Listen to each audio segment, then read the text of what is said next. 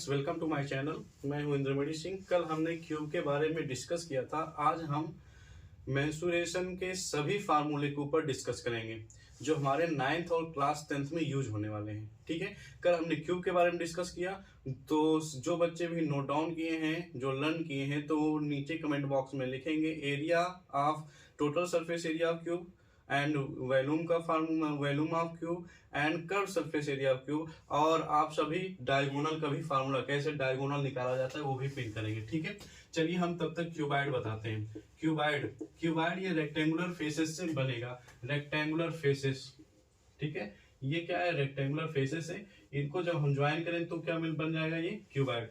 ये क्या है हमारा? इसे कहेंगे लेंथ और इसे कहेंगे ब्रेड्थ और ये क्या है? हाइट है। ठीक बेटे, आ जाओ बेटा। कर्व सरफेस एरिया CSA, या क्या बोला जाए अगर लेटरल बोला जाए, lateral surface area of cuboid, बेटा इसका लेटरल सरफेस एरिया क्या होगा? 4 फेसेस, मतलब कि ये फेस का एरिया और इसके जस्ट बैक वाला एरिया, इस फेस का एरिया क्या होगा? L इंटू एच प्लस में L इंटू एच क्या होगा? जो एरिया यही होगा, इसके जस्ट पीछे वाले फेस का भी एरिया होगा। तो दोनों का हो गया क्लियर। प्लस में हम क्या करेंगे? ये वाला फेस का एरिया, 4 दीवारियां तो बनेगी, और कौन सा? इसके बैक वाला फेस वाला एरिया। तो दोनों का एरिया सेम होने वाला है। तो बी क्या होगा? ब्रेड्थ इंटू हाइट, प्लस में ब्रेड्थ इंटू हाइट। आइए जोड़ लेते हैं, कितना हो जाएगा? 2LH प्लस 2BH हो जाएगा कि नहीं हो जाएगा? 2 दोनों में कॉमन है तो LH प्लस BH बचा। बेटा H दोनों में कॉमन दिख रहा है तो क्या हो गया? L plus B multiplied by height. बेटा ये क्या दिख रहा है हमें ये पेरीमीटर ऑफ रेक्टेंगल दिख रहा है। इसका मतलब if we multiply by H in the perimeter of rectangle we obtain the curve surface area of cuboid. आए समझ में? टोटल सरफेस एरिया बेटा टोटल सरफेस एरिया में क्या होगा? सिर्फ रूफ और बॉटम का हिस्सा जुड़ जाएगा। रूफ क्या एरिया क्या होगा बेटा? जो बॉटम का एरिया होगा, मतलब कि कितना है? आज जोड़ देते हैं। LB ये बॉटम का एरिया है, रूफ का एरिया क्या होगा? सेम LB होगा, प्लस में कर्व सरफेस एरिया का जोड़ दे। कर्व सरफेस एरिया कितना आया बेटा? ये आ जाओ 2LH प्लस 2BH। आ जाओ बेटा, कितने हो जाएंगे? 2LB plus 2LH plus 2BH। बेटा हम क्या करेंगे? 2 को कॉमन कर लेंगे। LB प्लस में BH, आपके याद करने के ऑर्डर के हिसाब से, प्लस में LB हो गया, प्लस में BH हो जाएगा, प्लस में HL, ये आप याद करते हैं HL।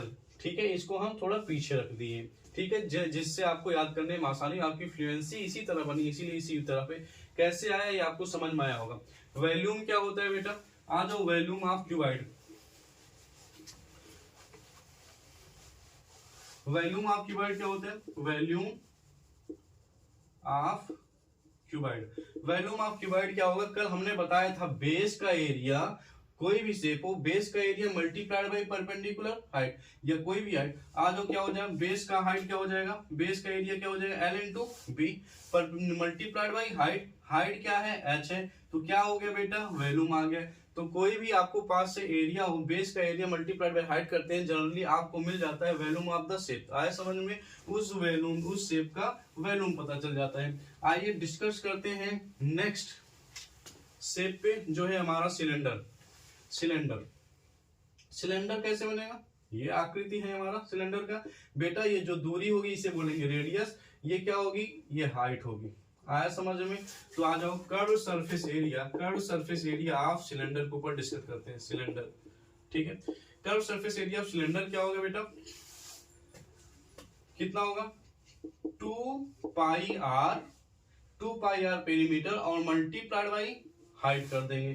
क्या आ जाएगा हमारा? Curve surface area of cylinder.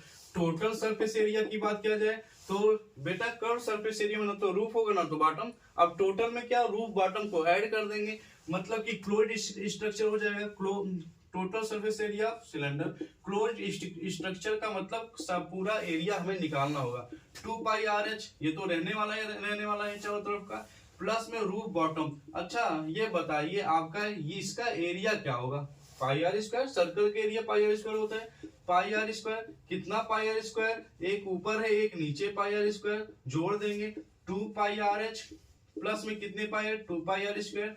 जरा देखो दोनों में 2 पाई आर कॉमन है, हम बाहर कर लेंगे, बचा क्या h प्लस यहाँ सिंगल r, यहां से मैंने एक r ले लिया, इसका मतलब क्या होता है r इंटू r, एक r को मैंने बाहर कर लिया, बचा एक सिंगल r। आया समझ में। तो ये हो गया total surface area of cylinder. Volume of cylinder, volume of cylinder क्या होता है बेटे, वॉल्यूम ऑफ सिलेंडर क्या होगा, मैं बोला base area multiplied by height. Base का एरिया क्या होता है पाई आर स्क्वायर होगा, इसका एरिया क्या होगा pi r square multiplied by height. Height क्या है h है, तो वॉल्यूम का फार्मूला क्या है पाई आर स्क्वायर h। ये क्या है हमारा वॉल्यूम ऑफ सिलेंडर। आप सभी वीडियो को रोककर सारे फार्मूले नोट डाउन कर लेंगे जो कि बहुत महत्वपूर्ण है। आया समझ में। चलिए हम लगाते हैं अब इसके बाद कोण के बारे में। आप सभी को अगर रेक्टेंगल का एरिया होता है तो कमेंट बॉक्स में लिखेंगे। तब तक कोण, कोण कैसे बनता है, जोकर की टोपी तो देखे होंगे सभी, ये आपकी जोकर की टोपी होगी, ये आपका सेंटर, और यहां से इसके यहाँ की दूरी क्या होती है r, और ये क्या होता है हाइट, और ये क्या होता है स्लैंट हाइट l, इसे बोलते हैं। तो बेटा ये बताइए ये हमारा 90 डिग्री बन रहा है कि नहीं बन रहा है। जैसे 90 डिग्री बना, आप बताइए आप ये निकाल लेंगे कि नहीं, आपके दिमाग में तुरंत याद आना चाहिए पाइथागोरस थ्योरम। तो Pythagoras theorem state that square of hypotenuse equals to equal to the sum of base square plus perpendicular square. चलिए बेटा it means L square equal to क्या आएगा बेटा आर का स्क्वायर प्लस एच का square. चलिए मतलब कि स्क्वायर यहां से जाएगा तो यहां लग जाएगा root R square plus H square. तो हमारा क्या आया स्लैंट हाइट एल। पूछा जाता है कि यल स्लैंट हाइट, कभी आपको रेडियस दे देगा हाइट दे देगा, तो बताइए आप स्लैंट हाइट क्या होगा। तो फार्मूला क्या इस्तेमाल करेंगे L equal to under root R square plus H square. चलो अब निकालते हैं कर्व सरफेस एरिया कोण। क्या होता है बेटा pi r l. Total surface area क्या होगा total surface area of cone. Total surface area of cone क्या होगा बेटा पाई आर एल प्लस में क्या जोड़ देना है हमें ढक्कन जो लगा देना है इसमें। तो ढक्कन लगाओगे, ढक्कन की एरिया क्या है पाई आर स्क्वायर, ये सर्कल ही तो है। चलिए हम क्या करेंगे पाई आर को कॉमन ले लेंगे, बचा यहाँ पे सिंगल आर, यहाँ पे क्या बचा बेटा एक आर बाहर हुआ, यहाँ पे 2 आर है तो सिंगल आर बचा। तो it means total surface area of cone है pi r in bracket l plus r. आया समझ में। वॉल्यूम की बात, वॉल्यूम भी बहुत आसान है, आपको वॉल्यूम पता ही होगा कोण का वॉल्यूम क्या होता है pi r square H.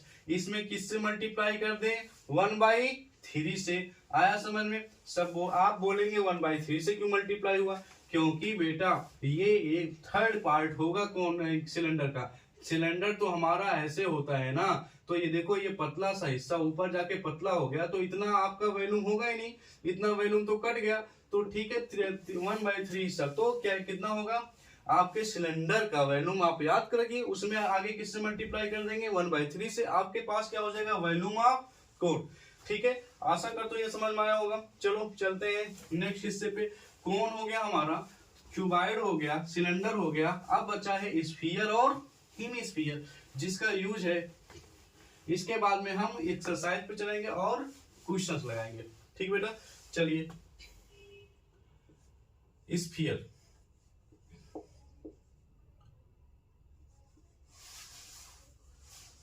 Sphere पहले हेमिस्फीयर ले लेते हैं, हेमी इसके बाद स्फीयर चलेंगे। हेमिस्फीयर क्या होता है बेटा बाउल देखे होंगे, बाउल ये इसे कहते हैं हेमिस्फीयर। ये आर है बेटा, इसकी हाइट भी क्या होती है आर ही होती है हेमिस्फीयर की। ठीक है तो आ जाओ इसका curve surface area of hemisphere. Curve surface hemisphere होता है 2 पाई आर स्क्वायर। ठीक बेटे उसके बाद टोटल सरफेस एरिया क्या होगा of hemisphere sphere equal to होता है बेटा 2 पाई आर स्क्वायर में क्या लगाना है, जब भी बोला जाए तो इसे ढक देना है, कितना pi r square, it means 3 pi r square. ठीक है बेटा, total surface area of hemisphere क्या हो जाएगा 3 पाई आर स्क्वायर। आज बेटा वॉल्यूम क्या होगा, वॉल्यूम ऑफ हेमिस्फीयर बेटा कितना होगा 2/3 पाई आर क्यूब। आया समझ में? तो सभी लोग वीडियो रोक कर फार्मूला नोट डाउन कर लेंगे और रिवाइज कर लेंगे। आया समझ में? चलिए हेमिस्फीयर हो गया, अब बचा है हमारे पास स्फीयर।